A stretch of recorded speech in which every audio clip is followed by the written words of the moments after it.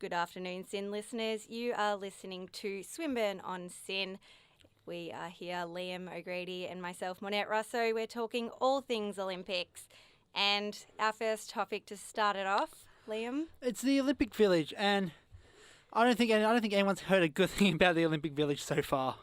Yeah, there's been a few concerns over in Rio at the moment. I mean, first of all, the village wasn't quite up to scratch when the Australians came into the village with leaking in their apartments and electricity going out. So they actually got moved out for a couple of days before they could live back in the village. The NBA player yesterday actually posted a photo on Twitter saying he had to put up his own shower curtains. Don't know if you saw that, but I missed that one. Andrew Bogut, I think. Bogut? Yeah. Yep. He, you wouldn't want to catch him in the shower nude. They also had a fire that broke out in the Australian living quarters, and it was actually the Australian chef de mission. Her name is Kitty Chiller, and she organises all the athletes and all the staff and everyone in the Olympic team, so quite a big job. She caught someone who was wearing their Zika virus T-shirts, their protective Zika virus T-shirts after this fire, and thought it must have just been some staff that were wearing it, and realised that after it all happened and they went off that they'd taken some laptops and they weren't actually part of the staff. So that was a bit of a commotion as well in the village. I heard yesterday that around 12 Australians have been robbed. Yeah, so they've ramped up the security. I mean, Rio as well, that was a big concern, is that there might be a lot of chaos going on and theft and all that. But they have included now another extra 4 guards in the Australian living quarters. So hopefully that will help with.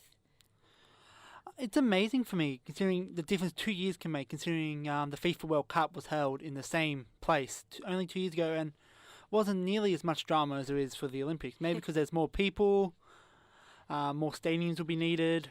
Yeah, it is quite a big event, the Olympic Games, as we said. It brings the world together and everyone's over there expecting big things. So I feel that they will step up to the plate. Oh, they always do. I still remember like Beijing 2008. There was so much drama around that. You were a part of Greece in 2004. Was there any dramas? Yeah, I actually did go over and compete in Athens in 2004, and they were the same as Rio. No one expected them to be ready. Everyone thought they'd be in shambles. And to be honest, there was like some grass missing in the village when we got there. But, you know, if that's the least of our worries, then we can handle that. Yeah. So I'm not fussed about the village at the moment. I understand people in the village are probably fussed, but as long as the Olympic Games is a success and everything goes to plan and there's no troubles, I don't think, we'll look back and be like, that was a good Olympic Games. Exactly. And that's the whole thing about the Olympic Games, is that everyone wants to create this drama about what goes on before. But when the actual time comes and we see these athletes and their great abilities, then we forget about all the dramas as well. So the moral of the story is hopefully bring home a lot of gold. Absolutely. Well, enough about the Olympic Village, because we've got some more exciting things to talk about, but we are going to go into a song. We have Demi Lovato and Body Say for you now. Our golden girl, Delta Goodrem, with Enough featuring Gizzle. So before we go on, there's a very different sound from Delta Goodrem. They usually hear a more squeaky clean than that.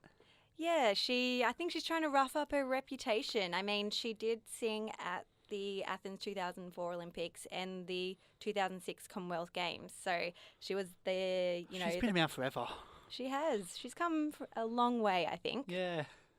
But yeah, something different from her, which we love. Everyone loves change. Now, we wanted to talk about the big scandal, Russia and the doping scandal. So, bit of a background. Last month in July, WADA, which is the World Anti-Doping Agency, stated a report that said Russia had been using doping policies in their country. For those of you at home, doping actually refers to the use of banned performance-enhancing drugs by athletes in a professional sport.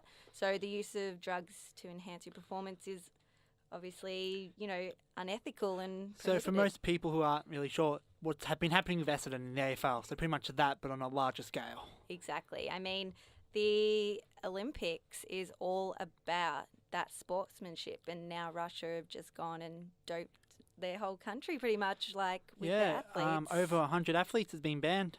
Absolutely. I mean, they've got a team of about 387, and over 100 of them have been considered doping and banned from the Olympics. I don't know why. Why would you cheat, anyways? I know everyone wants that edge to get better, but we've seen effects in the past of some athletes who, especially that dope up so much. I know there's a German female runner who kept on using drugs throughout her career, where eventually she had to go get a sex change. Yeah, I mean, that is the extreme. And I think for most athletes, they obviously want to be the best that they can. And with all the technology and stuff out there these days, it's a way that they can get an edge. And so they're willing to try anything. Yeah. The thing is about Russia, though, that they showed, that they are using this, and so they've considered that they're banned from the Olympics, but they went and had their own alternate games in Russia, so for the athletes that were banned.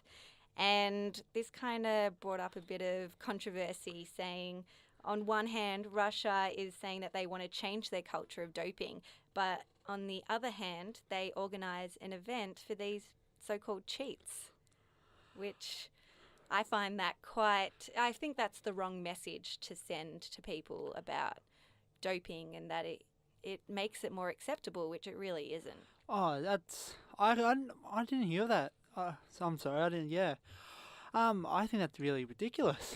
Yeah, I mean, that isn't something we want to, condone, because being an elite athlete is about performing to the best of your ability, and It's a bit of a slap in the face to those athletes that wake up 4 a.m. every morning and do the same routine, cut their diet, miss social events because, you don't want to drink the alcohol, you don't want to eat the fast food. Exactly. And all the sacrifices they have to make, where some of these athletes probably aren't making the sacrifices and doping.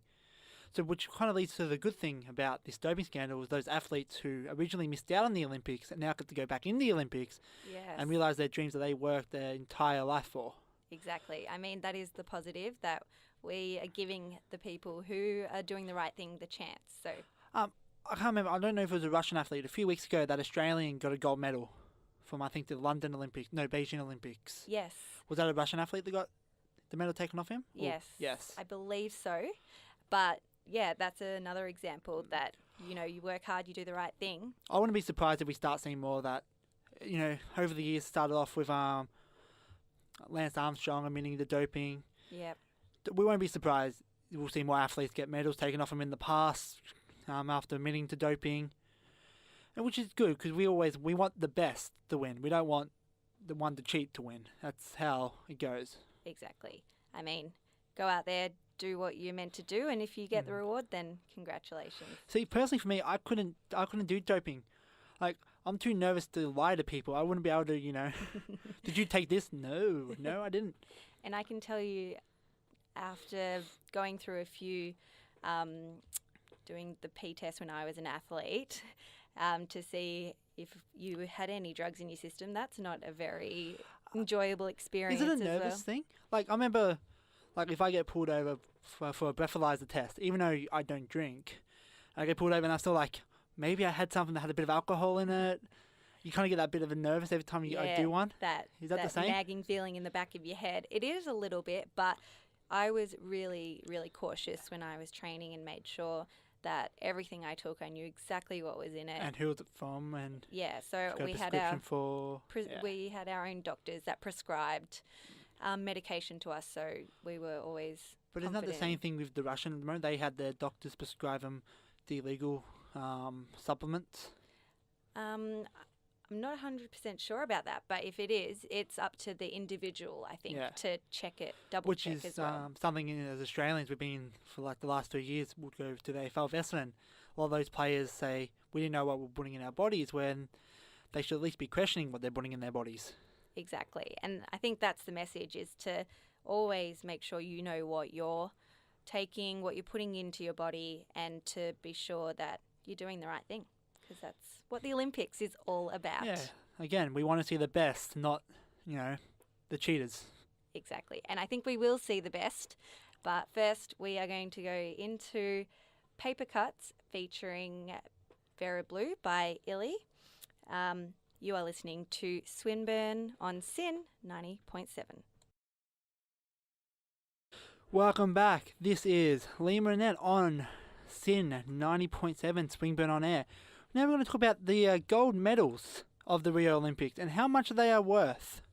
I've got down here they are worth 587 Australian dollars. Yeah, exactly. I mean, everyone's like, the gold medal, that is the big ultimate achievement. That's what everyone vies for. And when It's you a look good at week it, paycheck.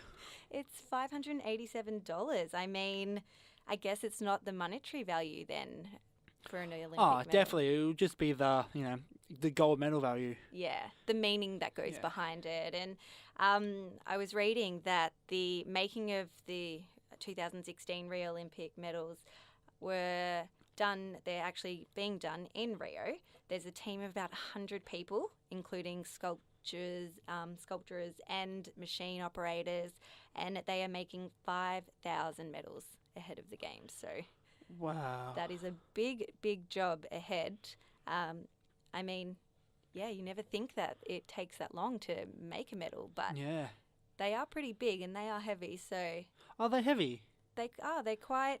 I've had a chance of holding a Gold medal. gold Olympic medal, not my own, but I have had a chance of holding one, and I would say they're about the size, a little bit bigger than the size of my palm. So that's quite big, and yeah, they got a bit of weight to them. What about the Olympic torch? Is that heavy? Have you held the Olympic torch? I got to hold the Athens 2004 Olympic torch, and that one was actually quite light. I think each Olympics they make a different one, but it's always quite light so that you can carry it around and has. Because I know when I was in, I think grade 4, so the 2006 Olympics, 2006 Commonwealth Games, Yep. they brought the baton around. Yeah. I got to hold it or touch it. I don't think I was allowed to, but they didn't see. And it felt weird. I think I lifted it up. Yeah, because 2 of us lifted it up, sorry. It was quite heavy, but in saying I was in grade 4, so I Yeah, was so only it a was- young 10-year-old. Would have been quite big as well. But yeah, that's pretty exciting. I mean, holding the torch and the medals. I did read a fact about the medals that are they actually pure gold? What do you think, Liam? I don't think they are, but I don't think it matters. That's true. I'm going to tell you, though, that they are made of 494 grams of silver and only 6 grams of gold. So that's probably why they're not only worth $500, but I would not expect, what did you say, 5,000 medals to be made of pure gold? yeah, That's a lot of gold. it absolutely is. At the end of the day, I think it's more worth saying you won a gold medal, no matter even if it isn't real gold. Like, Yeah. that's the dream when you go to an Olympics or you go to a World Championship or the Commonwealth Games or any other event where you can get a gold medal. Well, in my case, I got a first place ribbon for swimming. Congratulations. It still is about having that achievement, not the physical ornament that you get for it. Yes. I can tell you a fact that the last time the Olympic medals were made of pure gold was during the 1912 Summer Olympics in Stockholm in Sweden. So, Over 100 years. fun fact for you. All right, we are going to listen to a song. We have for you Hilltop Hoods 1995. That was Lady Gaga with Bad Romance, and you're listening to Liam and Manette on Swinburne on SYN 90.7. So we've been talking about the Olympic Games this morning, and we are excited about supporting our Aussie athletes in Rio. as hopefully we all are. Absolutely. I'm looking forward to it. Yes, and as we know, it comes around every 4 years, and everyone's trying their heart out. As soon as the game ends, they're getting ready for the next Olympics, if they're able to. Exactly. So who do you think's our best chance of taking out gold? Well, I think Australia has really been building up its performance the last couple of years because the last few Olympics we haven't done so well. Yeah. We've sort of been on the decline since Athens, and so now they're starting to pick it back up, and there are a few hopefuls that I'm definitely looking forward to. Obviously, swimming is one of our strongest events, and the Campbell sisters. Yes, that's who I got down as well. Actually, Yeah. I got both the Campbells. I love seeing siblings do well together. I wonder what the rivalry would be like. I mean, they always seem like they're super friendly and they're really modest with each other and humble. Do you know who's younger? Usually in sports, the younger sibling always does better. Really? Yes. Ah. So, who's the youngest out of the sisters? Do you know? I'm not actually 100% sure. So, But we'll find out who's the youngest, and I guarantee that one will do better. well, they both are set to becoming Olympic legends because they're the first siblings to win gold and silver medals in the same swimming events. So, ranked number 1 and 2 respectively. I mean, they're both going to be happy whether they win gold or silver, I'm sure. Then that, apart from that personal rivalry, it was like, oh, I won silver. Well, I won gold. But there are heaps of other sports as well. One of the newer sports in the Olympics, the BMX, is actually quite exciting to watch. It's only been around, I think, since London Yes, Olympics. Well, maybe Beijing, one of the two. Yeah, so it's only been around for a couple of Olympics, and we have actually got a hopeful for a gold medal. His name is Sam Willoughby. When he was just 16 years old, he packed up his bags and he travelled to the US to pursue his BMX career, and he became the first Australian to win a BMX medal with silver in London. And that probably takes a lot of heart as well, because imagine saying to someone, oh, yeah, I packed up my entire life to pursue BMX. Exactly. People will laugh at you. But hopefully for him, he does good. Exactly. He's just a classic example of following his dreams. It wasn't even in the Olympics a couple of cycles ago, and now No it's pun there. intended. Hey, I didn't even know I did it. And now he's an Olympic medalist, so... Well, hopefully an Olympic medalist. Well, he's already won a medal, so Did he? hopefully he won a silver in London. Oh, good for him. Yeah. I really got to keep on track of that. For me personally, I love the most underrated sport, I think, in all of Australia, field hockey. Great. Currently the males are world champions, and we're currently number 1 in the world, and our females are number 3 in the world. The sport that should be spoken about a lot more in this country, considering how good we are and how good we usually always are at it. Just not as popular in the country as it should be. Yeah, no, I think you're on the right track, Liam, because they are absolutely outstanding. I know heaps of kids that play sport, hockey as well, and so it's a popular sport, and we're doing well. I definitely think they need more credit. And for me, I think the females do really well, 'cause they always seem to do really well. But with the males, they always seem to choke at the Olympics. They've always seemed to have that bad luck. Yeah. The only time they've ever won a gold was in 2004. In Athens, I was Yes. there watching. It was so exciting because before that they had lost 3 times. Yes, and there was a time where I think it was the Soviet Union, the one in the Soviet Union, and the Aussie team they boycotted the games. Yeah, so, And apparently they had the best team they've ever had in that time period. well, hopefully in Rio they'll get the gold. And also for me, I got the water polo, Yeah. which for me, it's a fascinating sport because I've tried doing it, and you think it's easy, but It's tough and it's vicious under the Yes. water. It looks nice and pleasant, like, ducks on water.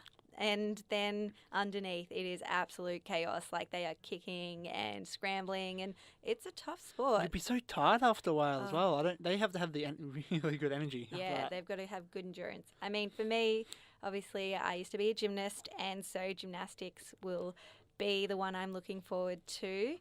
And we have one Australian female athlete for gymnastics competing, so I'll be watching out for her. Her name is Lauren. Her sport is gymnastics. She's competing on the bars and the floritine, so she will be great. And I'm definitely going to be watching a lot of gymnastics. There is another sport as well that I kind of intrigued me, the 50-kilometre race walk.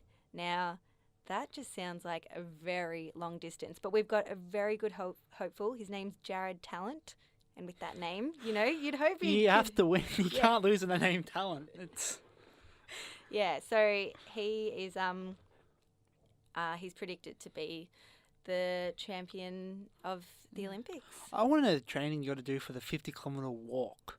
Like you think You think you think to yourself that's not a hard sport. Anyone can do that. But we have lots and lots of great sports to look forward to. But we are going to go to a song now. We are listening to the Veronica. I was In Our Blood by the Veronicas, and hopefully the green and gold are in all of our bloods at the moment. I like what you did there. Thank you. This is when we usually get patriotic, the Olympics. But yeah, so you're listening to Swingburn on Air 90.7. Hope you enjoyed what we're talking about today with the music, and I am joined by the Olympic legend herself. No one plays Minette Russo up as much as the people in her class does. Oh, that's why I keep you guys around. So yes, the Olympics actually gets underway tomorrow with the Matildas playing Canada in the female soccer. Great. But the opening ceremony is on Saturday, 9 a.m. local time. Excellent. Everyone's going to be getting up nice and early and flicking on their tellies to be watching that. I prefer the Olympics being at 9 a.m. than 2 a.m. I like the morning ones. During the day. I think this will be a good one because they're 13 hours behind. So when we get home at the end of the day, we're going to be able to watch all the highlights and be excited about the Olympic Games. Yes, hopefully it's going to be a fantastic games. Hopefully bring home a lot of gold, a lot of silver, just maybe some bronze. We don't want to be too selfish and win them all. We'll be happy with everything. Yes. All right, guys, this has been Monette and Liam on Swinburne on SYN, and we will see you next week. will.